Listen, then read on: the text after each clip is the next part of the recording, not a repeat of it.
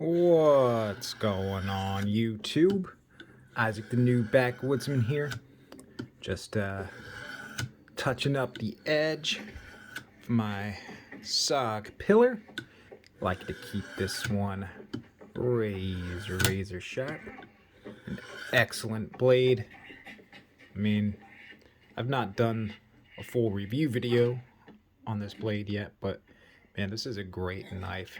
Excellent size for just about any task, from hunting and bushcraft woods work to tactical and combat applications.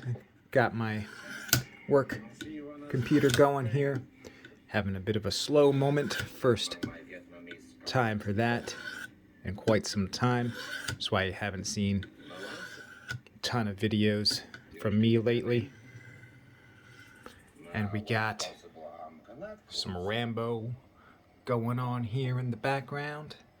And we're even checking out some Rambo knives just for fun. But anyway, hope everybody's having a great day. We're still marching to that 500 subscriber mark. Just getting there slowly because I haven't been putting out too much content lately.